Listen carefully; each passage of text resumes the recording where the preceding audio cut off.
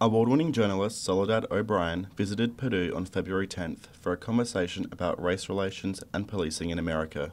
O'Brien's visit was a part of her Black in America 2015 tour, which is visiting several different college campuses in the month of February. The tour shares O'Brien's own professional and life experiences and also has a panel discussion that covers issues, challenges, and culture of African Americans across the country.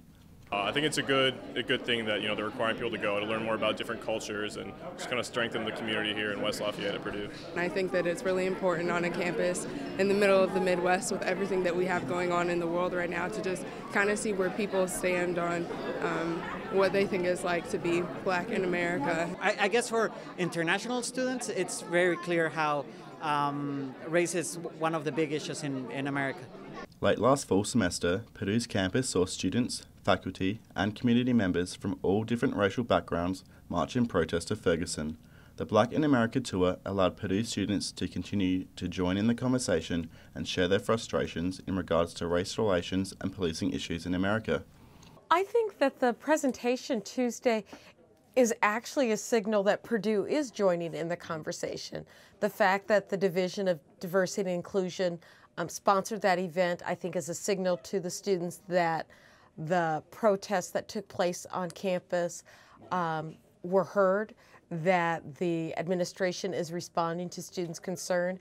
And so I fully expect that the conversation on Tuesday is the beginning of a conversation, not just a one-shot deal. I'm currently standing inside the Elliott Hall of Music where Soledad O'Brien's Black in America tour took place last week.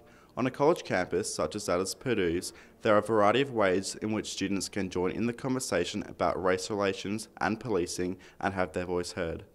I think the most important thing for students to do is to get educated so that they understand the frustrations of students of color, so that they can understand how to respond to injustice when they see it.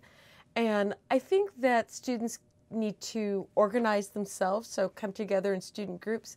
But I think it's also important to keep the lines of communication open so that they don't just go to the administration with a list of demands, but maybe talk to administrators, talk to faculty members, and have some conversations. The tour spoke of issues that are usually not commonly talked about in America, such as that of lynching.